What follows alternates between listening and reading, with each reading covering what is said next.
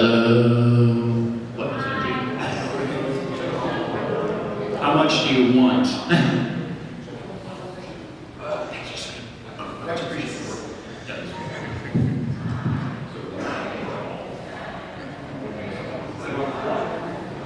I'm not going to take it, but I'm not over it.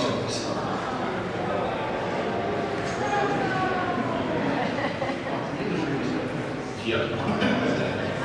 You can get the chair. Good morning, G-Fest 2022.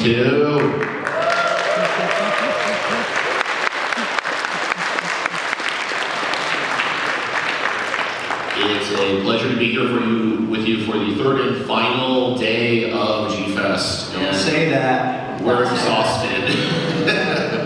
Speak for yourself. As one of my heroes would say, I could do this all day.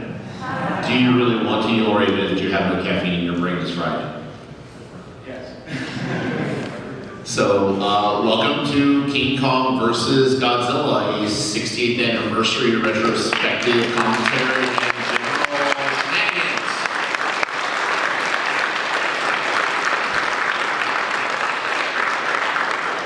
So without further ado, let's get this kicked off. If you guys have seen me before, I am Roth. I am a paleontologist and freelance artist of the webcomic Martial Star. And I got a couple of things to say about this movie, so hopefully you guys will be entertained and get a laugh or two out of it. Hey, good morning everyone, Kevin Morning. And for those of you who know me, you know that I am a fictitious kaiju zoologist. But anyway, I just love coming here and doing stuff, so, and pretty much that's it, so we'll get you rocking here, people. I'm Nathan Marchand, the host of what feels like 97 podcasts when it's actually 3, the Monster on Film Vault, Henshin Man, and the Power Trip, and here to talk about a very interesting and fun movie. So let's get it on. We're going to have to get a little cozy, I think, here. This move my chair a bit. Hi, everyone. We can make it work. Hello there, everyone. My name is DiManna. I am, among other things, the person being hugged, apparently. I am the creator and author of the Godzilla novelization project, which is an independent, creative endeavor.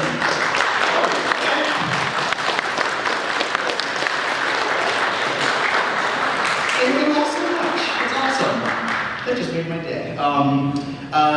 For those who don't know, it's a project that is tackling the ambitious idea of novelizing all the Godzilla films as novels, I'm repeating myself, and sharing those novels 100% free with fans in serialized form. And I also write for G-Fan, I almost said Common Writer, Kaiju Ramen Magazine. Listen, it's day 4. Yeah, we did. Yep, there it is. Now I got you going. Before we get started, we can't do this because I did bring a prop to have up in front of me there. I believe this book needs no introduction. Found this at a thrift store 2 or 3 years ago and had to take a knee when I realized what it was. But yeah, do anybody need to know what this is? Or do a couple of hands? Okay, so this, you still have this book? That's awesome.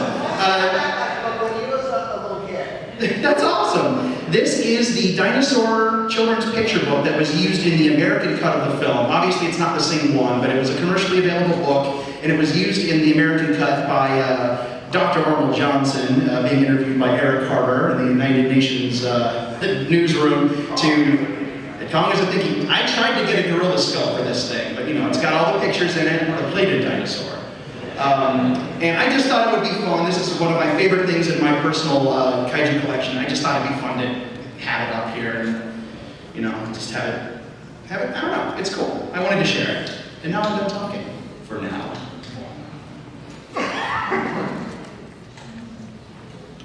So I was thinking we could probably start off with kind of our general thoughts on the film, kind of what it means to us, our experiences with it, and all of that fun stuff before we get into more of the fun factoids. Well, I have one very important question. Are we talking about the American or Japanese version? Yes. Okay.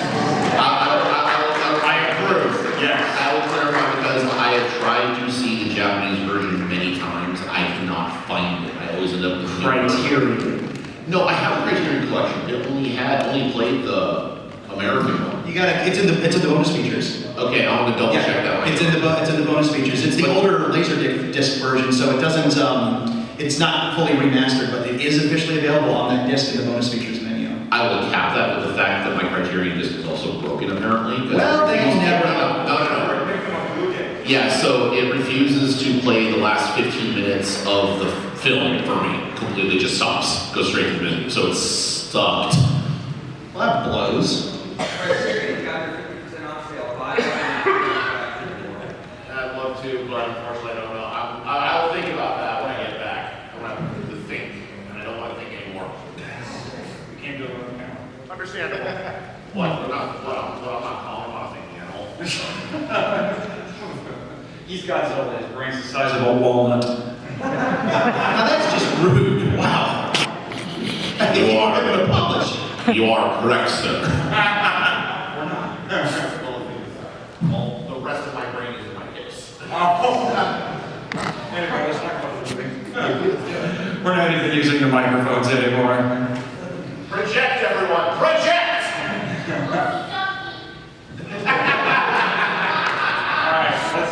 Let's get started. You guys go first. I have a fun thing about it, but I'll do last. Okay, I'll jump in, guys. For those of you who don't know, does anybody know what the origins and germane beginning was for this film? That's an entire panel unto itself. Good deal. Basically, in a nutshell, real quick here, O'Brien had done this draft up, did a few sketches and stuff. He was trying to sell a little story. He was trying to sell the idea of King Kong versus Prometheus. Prometheus was like a combination of several different animals in a humanoid form, basically. It was based on Frankenstein. And he had kind of a weird look to him. But anyway, that's when he was shopping around. Now, John Beck, an American film producer, and director, he was only interested in getting the rights for the King Kong character so he could use it in a film. And also because Toho with Tanaka and Soraya were shopping around to find out what they could do next with their Golden Goose Godzilla. So basically what happened was a little flam, Beck got that story rights to the thing. So anyway, he got a copy. Saperstein's, he was their lawyer here in not here in Los Angeles. I forgot I don't live there anymore. But anyway, he was their attorney, go-between guy, and basically yada yada.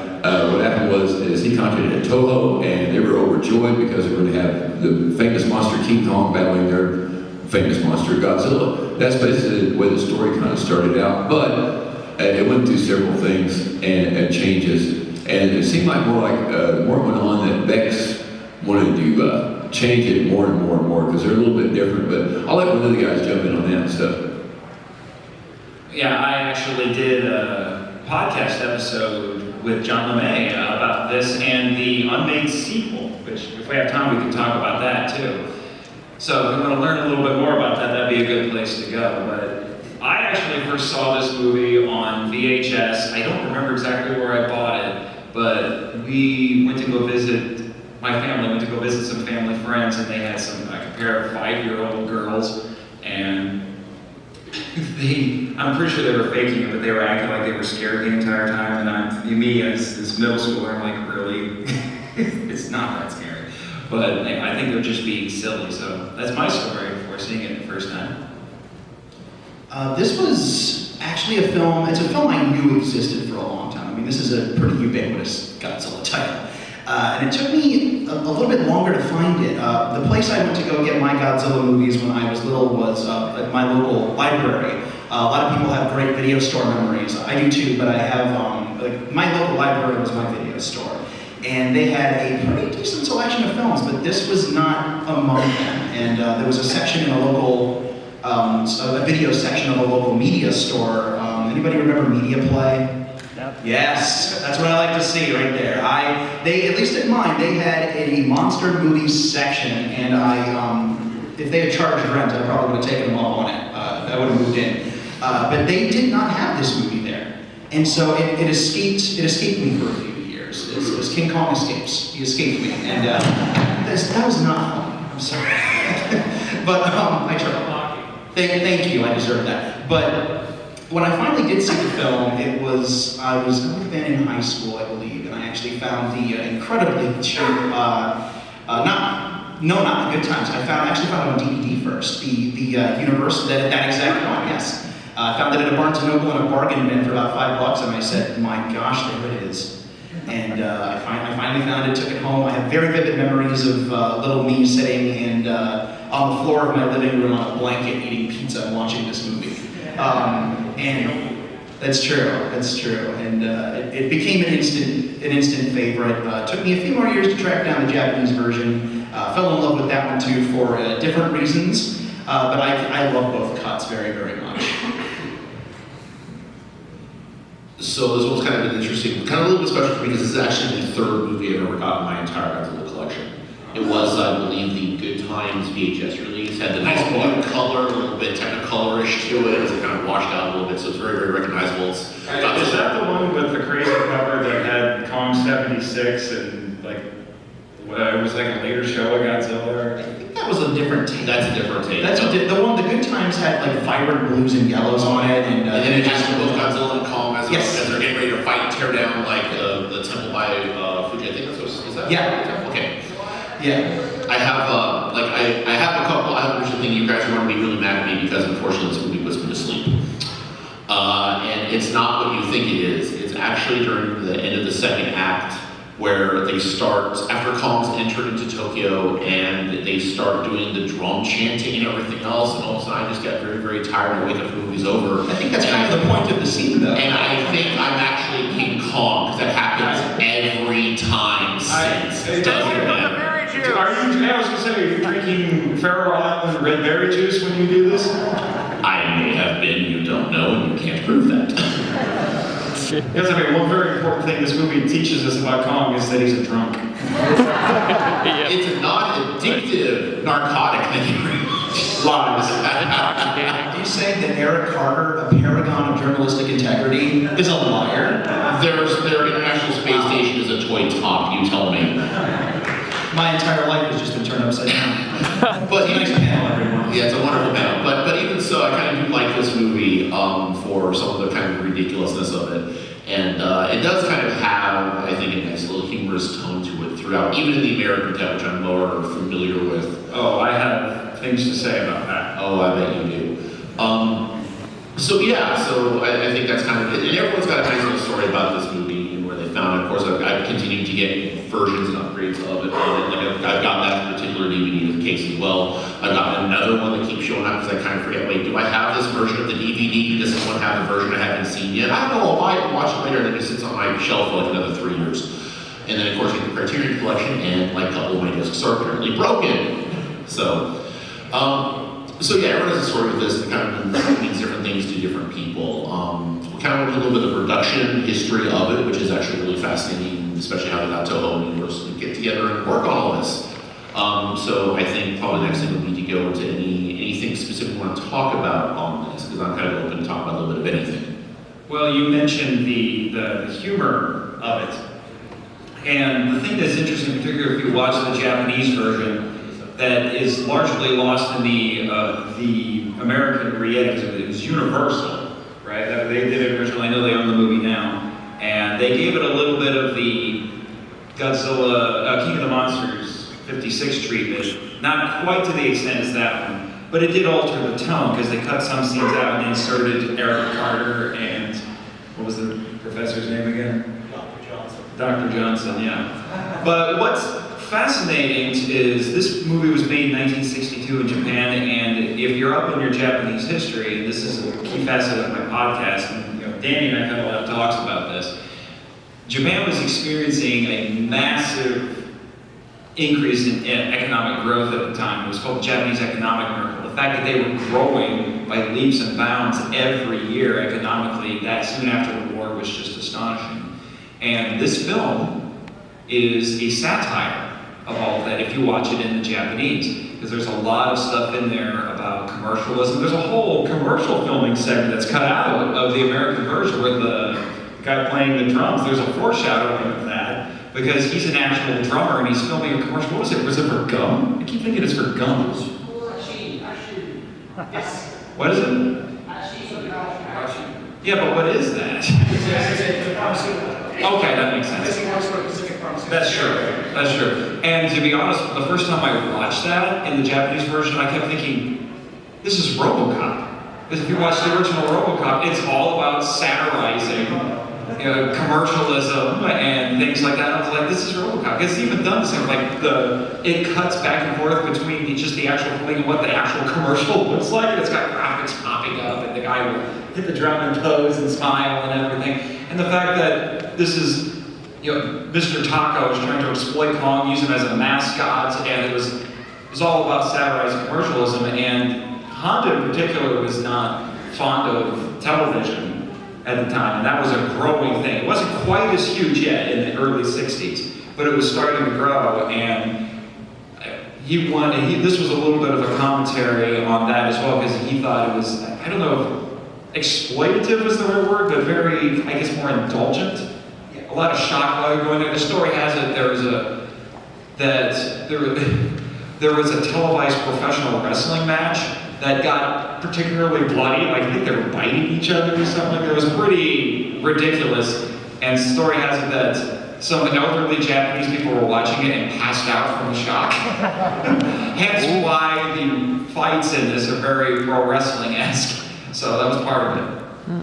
Actually, I have something to add to that, because actually, an associate of mine was sending me some stuff about the film and actually mentioned that fight and what happened, which I thought was actually really fascinating.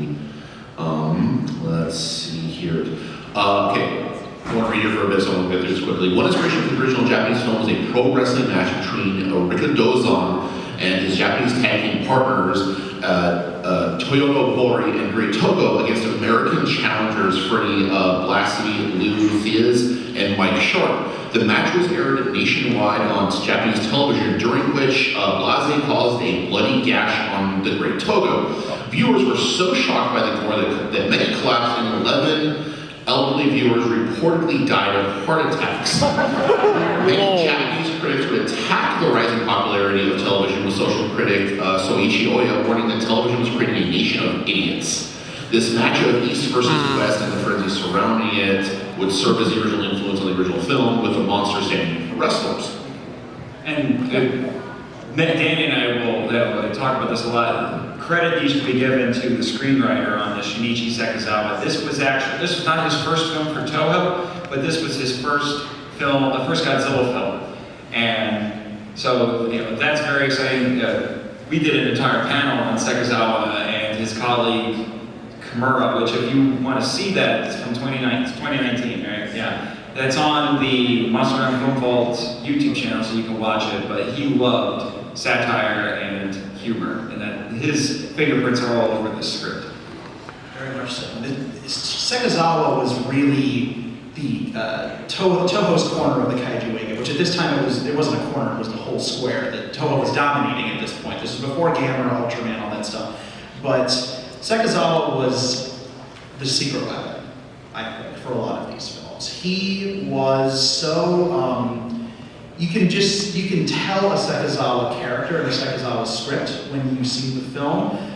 For just a little bit of added context, some of his other work that you might recognize if the name doesn't ring a bell. He's also the guy who wrote Mothra vs. Godzilla, or The Three-Headed Monster, Monster Zero. He wrote most of the 60s films. I think the only exception, a couple of exceptions, Straw Monsters was not him, Kimura. And then he jumped back in for stuff like Gigan and Megalon. He also wrote the pilot episode of Ultraman. I mean, this guy was no joke, but he loved what he did. He had a real love in his heart for writing monster, science fiction, and fantasy films, because not only did he just think it was awesome, which it is, but he took a lot of pleasure in using them to communicate just interesting ideas about subtle ideas. I mean, there are moments in King Kong vs. Godzilla that are, this is probably his least subtle film when it comes to that stuff.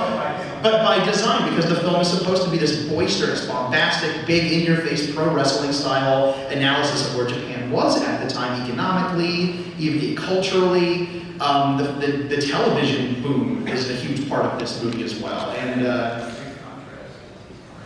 good contrast in approaching the same subject but with different styles will be his colleague Takashi Kimura wrote Matango, which deals with a lot of the same issues, and it's a very different movie. Yeah, and it's very interesting because Sekizawa's first main Toho Kaiju credit was Varan. And it's watching that film, it doesn't have the same vibe as the 60s films. But then when you get to what I consider to be his magnum opus, which is Mothra, I think that film is just exquisitely written. The characters are just, oh my gosh, that film is so amazing. And that film was obviously a huge hit, so that's how he ended up getting the Godzilla jump. Do that again, but with Godzilla. And Mothra has a lot of subtle things like that underneath in layers that you can peel back. But this was similar, but it was a whole different ballgame because it was, like I said, it was big, it was boisterous, and it had something to say that was very, very timely and very, very, and again, this gets lost in the American cut, very, very Japanese. And very, very of that time in Japan. It is all the Godzilla movies are time capsule movies to some degree, but this one is one of the biggest, I think, especially, you do lose it because I love the American cut, but it replaces the smart satirical humor with some goofy stuff. It's got some goofiness to it. They give the characters sillier voices, a lot of the smarter humor is eliminated for the sake of so nobody, the whole corn thing, that's not in the Japanese version. I love it to death, but it's not in the Japanese version. Nobody cares about your corns. So you would say that is this movie's version of banana oil? Yes, absolutely. Banana oil, yeah. It's kind of funny because you mentioned it's kind of based more on the TV boom. And the thing is, watching the American version, knowing that you're kind of looking for some of the humor, real Japanese humor, and you can kind of see it in spots. If you're familiar with Japanese cinema or Japanese television, kind of Japanese media, you kind of see some aspects of the mannerisms that they show on screen, which don't really match the words explicitly, but you can kind of tell the emotion they're trying to give with it with some of their expressions, and you kind of see a little bit of humor kind of going through. But it is less satirical in its criticism and just becomes more boisterous, and it does turn into kind of like just a melodramatic wrestling, which is kind of ironic because that's exactly what the American advertisements for this movie was. Mighty Kong, Mighty Godzilla, first colossal monster was on the tag. Well, if I remember correctly, I think the Japanese promotion was very similar, so it's kind of funny how the things that it's satirizing, it basically became, just like when GVK came out last year, there were people on social media saying like, why is this movie exactly what the original was? Oh, it was satirizing. It's great. It's like you live long enough, you either die the hero or live long enough to become the villain kind of thing. Are you saying this movie is Two-Face? Answer wisely. I wouldn't go that far, although it is two-faced versions, if you consider there's an American side and a Japanese side to it. Ooh, layers. It's a metaphor. Hey, sometimes the sun hat is just a sun hat, sometimes a cigar is just a cigar, I don't know what you're going with that. Speaking of two things in alternate versions, we can't really talk about this film without talking about its most infamous non-existent aspect, which is the two endings. Fake news. Fake. I wanted to bring that up, thank you, because I remember hearing about there being two endings on this, not from internet rumors, because back then it was kind of common to get, like, you had the Japanese version, of course, with Godzilla King of Monsters and Godzilla 54, and just different radical cuts. And for American media, especially since then, it's kind of common, which I don't want to still see in some aspects, not today, but like 20, 30 years ago, of taking the original Japanese stuff, cutting it up, redubbing it, rewriting the story, and then pushing it out as a completely new product, which completely changes everything. And Varan did it, Godzilla King of Monsters did it, freaking Voltron did it, Macross did it, Samurai Pizza Cats, anyone? And even Ghost Mysteries was really kind of the same sort of thing. But what this kind of boils down to is I kept getting like from verified Godzilla professionals saying that there is an alternate ending to this, and if I remember correctly, if anyone has the official Godzilla compendium by Mark Saraceni, and JD, like, I think even in there it says that there are two end cuts to the film. I don't remember being in there. Can anybody else confirm? I haven't read through the book in a hot minute. I meant to bring it, but I forgot. Yeah. I don't recall JD talking about that.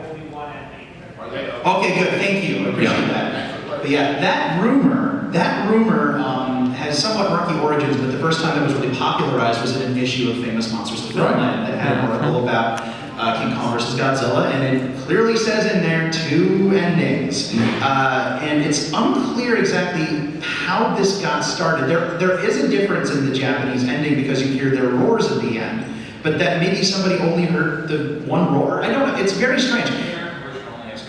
Yeah, so it's bizarre how this whole thing got started. And the reason I bring it up and I'm giving airtime to this ridiculous non-existent second ending is the fact that within the last couple of years, I have talked to people that, will see me wearing a Godzilla shirt and they'll say, oh, did you know that King Kong vs. Godzilla has 2 endings? Like, within the last couple of years, there are still many people that believe this rumor, and it's the rumor that will not die. There will be people who believe this till the end of time, and part of the reason is because even though it is technically available, the Japanese cut is easily the most under the radar, murky version of any of the Japanese versions of the Godzilla films to make it to the US, and only just got here a few years ago. It's a big paywall, and it's buried in the special features. Yeah, and it's just astonishing to me that this rumor is still a thing. There are still people that believe it. It made it into a Trivial Pursuit game a couple of decades ago. Again, at the time, it was harder to do research on these things. I mean, pre-internet. I first heard about this rumor. I knew it wasn't real, but I heard about it first when I read the Crestwood House book that I think a lot of people rented 1,000 times from the library when they were kids. I rented it. I was probably one of the last generations of kids to grow up and rent that book from my library and just love it. There are probably libraries out there that still have it, but that's in that book, and it's just not true. It's just not true. Yeah, basically, I'm going to kind of jump to a little bit of the subject part of the film, but anyway, what I want to go into is the special effects themselves. Sakurai, of course, was still in charge at Toho. He was the big man. And he was a massive Kong fanboy. And Pops was in charge, as they like to call him around the set when he wasn't listening. But anyway, this also marked one of the first times that a young assistant had gotten to work with the special effects crew there in depth, and his name was later known as Koichi Kawakita. This is one of the first films he worked on, and when he kind of started. But the other thing I wanted to talk about this is, basically it's all men in a suit, and like Kong has 2 different sets of arms. One of them's for long, while he's doing this and rubbing his head, and the other ones are kind of shorter. And different toys and model kits over the years have depicted both versions of him. Godzilla was a completely redesigned from 55, which was cool. The 55 suit's okay, but this one is incredible, of course, because you got the big, beefy, thick body, the thicker arms, the feet are larger. It was kind of like harkening back to the 54 suit somewhat, and he had that big, broad, flat alligator head, so that was pretty cool. They went in a great direction with that. As far as the special effects, of course, were pretty much done like they always had been. At the time, Sakurai had been able to purchase this optical printer, Roxbury printer, and there were only 2 movie studios in the entire world that had one. Disney was one, and Toho was the other. This allowed them to do lots of what they used to do back in the old days called rotoscoping, which is basically drawing on film in a sense, adding cartoon blasts or anything like that. But of course they did the old school explosions mostly. And the only thing I wanted to add about this is that this was, I believe, the 3rd film in the series where you got to see a little stop motion animation when Godzilla pops up on his tail and gives the double kick to Kong. The first time was Godzilla's tail in a really short shot in the original 54 where he's kind of warping around a little bit. And believe it or not, that shot there was stock footage in Marchand because they used it. Even though it's Godzilla's tail, you can completely tell it, but it's all right. It's cool. But I just kind of dug the effects, and I think they did a really good job of the design of the creatures. Now, a lot of people don't like Kong's design. I've heard a lot of people complain about it, but hey man, he's got that cool Elvis haircut, so I'm with him.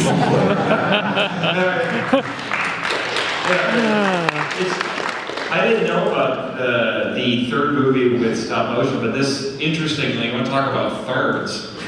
This is the 3rd movie for both creatures, And it's the first time both of them were in color, and it's the first time both of them were in white. And I think that it's also the first time both of them had stereo sound, I think as well, but the American version went to mono.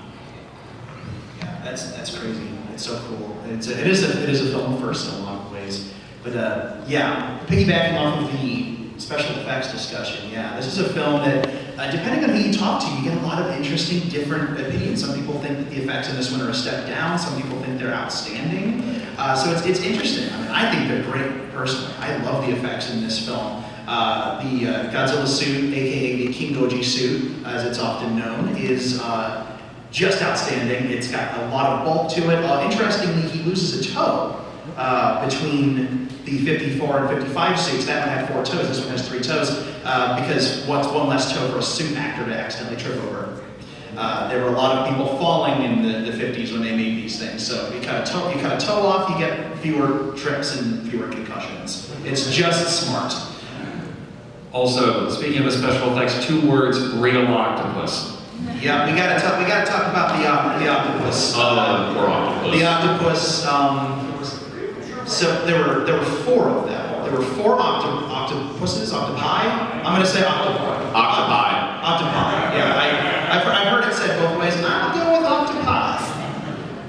octopi. But yes. So saith Agent Tsuburaya after finishing. So yeah. So, and again, I'm assuming this is a pretty commonly known story but for people who might not know, when they shot the Faroe Island scenes, those were obviously real octopi, and they had a couple of stop motion scenes, and then when Comet picks it up, it's a big rubbery thing that looks like it's wrapped in cellophane, because obviously the real octopi were about this big. Nice. And they used real ones on a little miniature set, and according to, for a while this seemed like one of those legends that might not be real, but it has been substantiated. 3 of the octopi were released back into the wild upon the completion of the filming. The 4th one was eaten by the special effects staff. Tsuburaya was on set and the man was so badass that he ate his own special effects. Delicious. Yes. Calamari. I'd love to see anyone at ILM do that. You can't eat computer chips. They don't taste good with salsa. You can, you just shouldn't. The special effects are one thing that kind of, I'll say some of them are really good. Others are kind of a little bit dated, and I think a little bit in that ways. But I think part of what makes the special effects kind of come together are the suit actors. Of course, for Godzilla, we have Nakajima-san reprising his role as Godzilla for the 3rd time, I believe, because he's played it in Grids again. And then we also have Shiroshi Hirose, who plays King Kong. Now, the fun thing about him is he also played King Ghidorah in Ghidorah the 3 Other Monsters, so he got to play multiple opponents to Godzilla. And he was also featured in a variety of different roles as just kind of unnamed background characters, fighter pilots, sailors, stuff like that. So he's kind of a background character, but he really did want to be one of these monster movies as the monster, so we had at least 2 shots at it. And one of the really fun things is Tsuburaya wanted him to go out and go to the zoo and watch how animals move to help work his body, kind of like how Nakajima did, but he didn't. He lied. And Tsuburaya was so mad at him for that.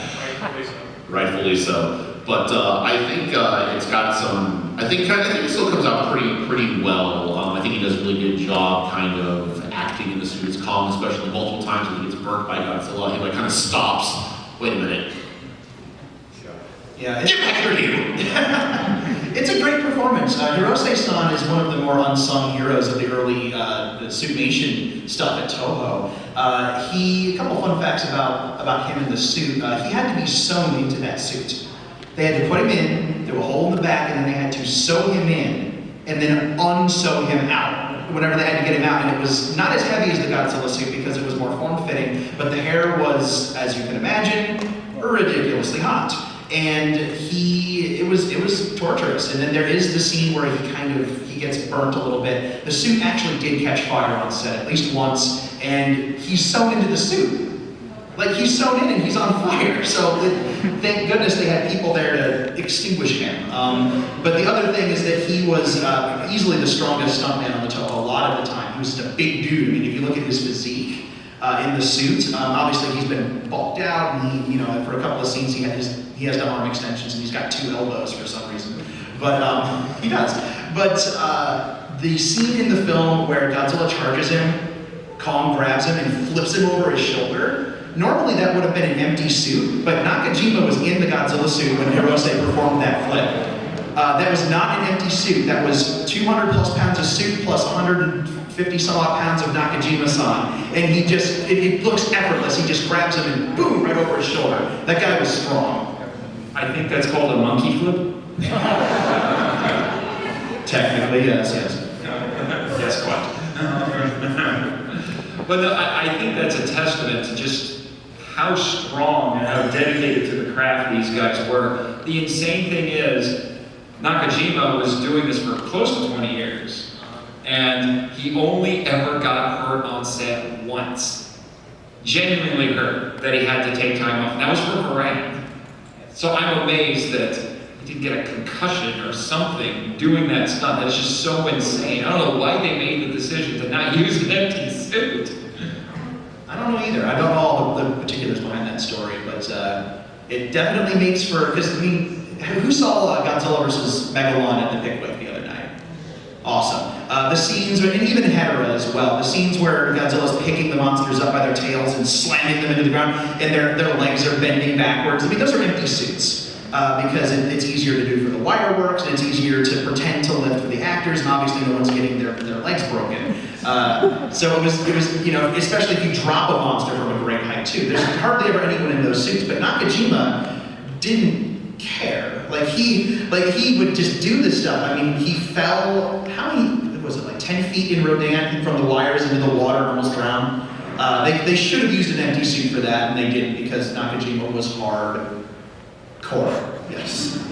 I kind of think I can see why they didn't, because usually those suits, like you said, the legs start bending backwards, start bending like really odd angles when you start doing stuff with them when they're empty. So I think him being in there probably gave a little bit of air of credibility to it still being Godzilla instead of just being obviously a suit with no man in it. So I think that while dangerous as these stunts were, and especially a lot of the production was on set, I think that may have been a good call, but also a bad call. But it still testifies to how more fun it looks to be in these suits, and how much they put into the efforts and everything with it. Everything just kind of works together in this film as far as the fights and the battles. And you see Kong and Godzilla each using different strategies to try and deal with each other. Kong is a thinking animal. Godzilla apparently has the brain the size of a pea, which is like, as a paleontologist, gotta go, no. You don't power a 50-meter tall animal with something the size of a bobcat. I was wondering if that was to scale. Like he was saying, he's got he's got the gorilla skull and he's got the marble. Is he saying that if you took those and beefed them up to the right scale, that technically Godzilla's brain is the size of like a Buick? But in scale, it's Volkswagen. Or was he actually saying that this giant thing has a brain? Okay, so that's what I'm choosing to believe, because it's more ridiculous. So let us go over a little bit of a brief history of dinosaurs in popular media. Dinosaurs in popular media, especially back in the late 60s, with the discovery of animals such as Stegosaurus, were found that their brain cavity was rather small compared to their skull size. Now, in the case of Stegosaurus, though, there was an additional group of nerves thought to be, thank you so much, that is exactly it. That they found evidence for a central collection of nerves at the hips of the animal. Now, the problem with that is that they termed that originally to be a second brain, i.e. leading to the widely wrong statement that dinosaurs were so big and so dumb they had to have two brains in order to move their body. Well, that second brain wasn't actually a second brain. It was still a bundle of nerves for motor control, but it had no more control for motor control than your actual spine and hips do with your nerves core going through there. But the common conception, especially in the American version, especially American audiences, was that dinosaurs were big and dumb. And of course, the American version, unfortunately, is very calm, positive throughout the entire thing. So of course they're going to say that big monkey smart, big lizard dumb. Yes, I think he was saying that actually Godzilla had the brain of a bottle cap. Monkey, lizard, punchy, punchy. Hey, as much as I like, hey, I love big monkey punch big lizard, but I also like when big lizard punch back and show he not dumb as big monkey. Yeah.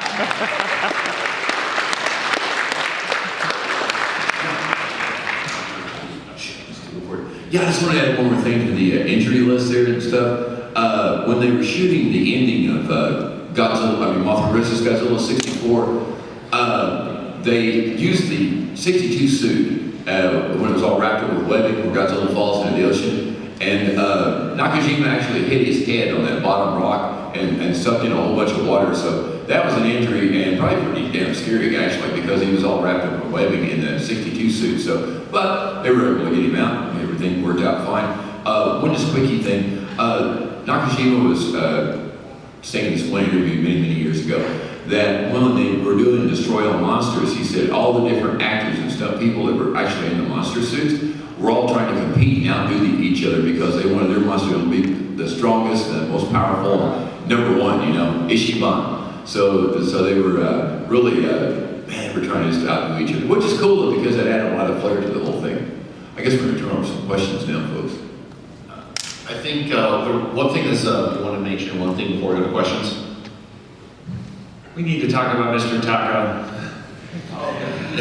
The best character in this movie. He's basically Carl Denham from King Kong, the original King Kong, because it's the thing about King Kong stories, that first movie is so dang perfect that every movie after that basically copies it, and then when they try not to copy it, they're just weird.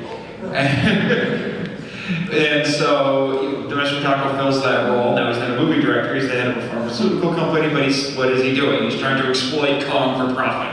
I'm going to make the Kaiju a mascot because that's a great idea. I love how they've got Kong on the big barge and they're trying to smuggle him, not smuggle, but they're trying to cart him into Japan, and the Navy pulls him over and basically says, Kong is contraband, you can't bring him in. That's my animal. But yeah, I think we're going to go ahead and go to some questions from the audience for the last round of it. Yep. All right, I'm going to pick Matt right there in the front. Thank you. Is there anything you think that the American version versus Japanese version, is there anything that you think each version does better than the other? Something that they do, maybe it's a way of change involves better. Well, myself, I like the Japanese version better. And I feel that the Japanese version, of course, it was a satirical look at family life with televisions and all that new technology popping up. But I like the flow and the pace of the film better myself.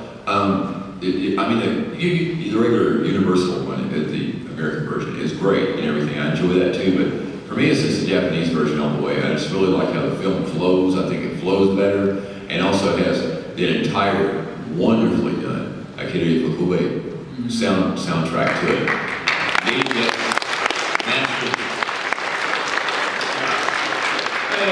would piggyback off of that a little bit, and it's not so much that it does it better, but I think it's more just a sensibility thing depending what you're looking at. I will say, maybe it's nostalgia talking because I saw the American version a lot more growing up, but I know it's a stock score from a bunch of other Universal movies, most notably Creature from the Black Lagoon.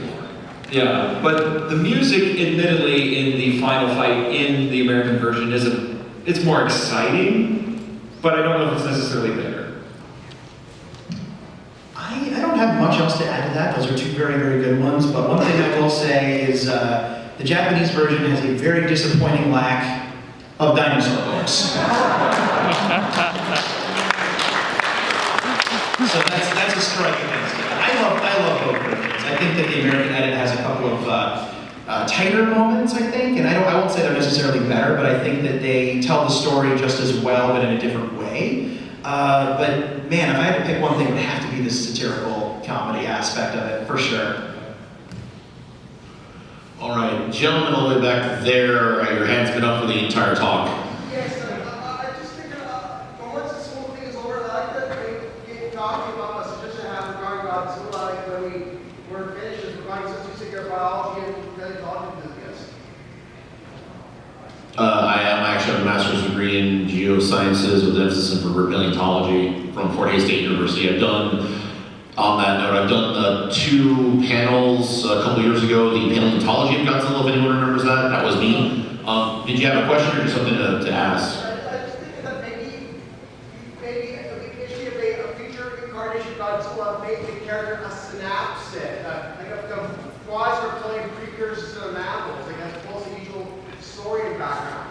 It's funny you bring that up because in my talk I actually bring up that I think the show Godzilla is actually a Permian therapsid, mammal-like reptile with a lot of the various features he has. But each Godzilla kind of has different varying features in them. The Hesai Godzilla is confirmed in that canonity to be a dinosaur. Specifically, it's an alvelosaurid, like a Carnotaurus. And you get the stuff like Shin Godzilla. And Shin Godzilla himself is like kind of uncharacterizable because he's just constantly adapting, changing, mutating animal. You get the anime Godzilla, which is basically a giant plant. And of course you get to the legendary Godzilla, which is a chimera of reptilian, amphibian, and even fish characteristics and traits. It's kind of hard to categorize him as well as that. So yeah, no, I actually did go over that in my talk. So yeah, I would say the show Godzilla is probably more a Permian mammal-like reptile based upon his features and what we see with him. I think more versions of Godzilla we should try and tackle and being a synapsid. I prefer Godzilla. Probably, but I'll finish this and go on to the next question because I kind of don't know if the science in there is going to be really good because we are talking about things that technically don't exist as far as biologically allows, as well as the fact that they say in the first Godzilla movie that he's from the Jurassic period 2 million years ago. I don't think the movies are going to be really caring about the science and be accurate on that too much. Well, no, you can feel the question. I'll ask somebody. Let's see here. Far over here. Oh no. Oh no. Well, it's been a nice panel, everyone. See you later. Questions. I don't care what anyone says, the monkey wins.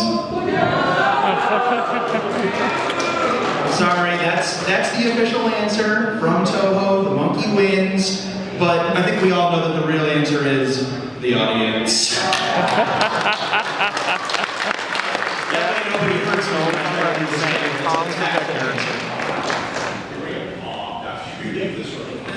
Well, just a quick fun story. I was joking for a while in the lead up to GBK that what would be brilliant if Adam Lingard got a hold of that rumor and actually did make 2 endings, but it'd be like if you saw it, you got one ending in a regular theater and another ending in IMAX just to troll people, it would have been brilliant.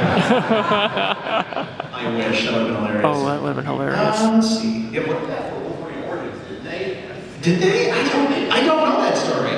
That's crazy. Let's see here. Right back here. You've had your hand up for a while. Yes, you. Yes. What's with the arm extensions on Kong? Oh. Why did they use them? It's obvious. So the arm extensions are because of gorilla biology. Gorillas have shorter legs than humans and longer arms than humans. We have longer arms and they have, arms and legs are, we all know about human proportion, but gorillas have squatter legs and these really, really long arms. And if you put a guy in a gorilla suit, it's really easy to tell it's a person if you don't extend the arms out. It's a subtle trick that a lot of gorilla suit actors and suit makers over the years, way back, and we're talking like, silent jungle pictures, they would use arm extensions. Some of them had mechanical things inside of the wrist so that they could walk on them and things like that. This film kind of does it in a bit of a silly way because they expect him to kind of fight in these things, and they alternate back and forth. Sometimes it's just Hirosei's real hands and gloves, and then the rest of the time he's got the weird extra elbow thing going on. But that was their attempt to replicate real gorillas. All right, I think we got time for one more question. Let's see. You want to go? I can go. Let's see. Yeah. I'm gonna go. Let's see. Way back in the back. This gentleman back here. You're on, sir. Okay, so I heard a rumor a few years ago saying that the production crew for the Pirates of the Caribbean films watched the octopus scenes from King Kong vs. Godzilla to get an idea of how to move Davy Jones's tentacle beard. Can you That is verify true. that? That's true. They also apparently watched a little bit of War of the Gargantuas as well. And it came from beneath the sea. They had good taste in their inspirations. Alright,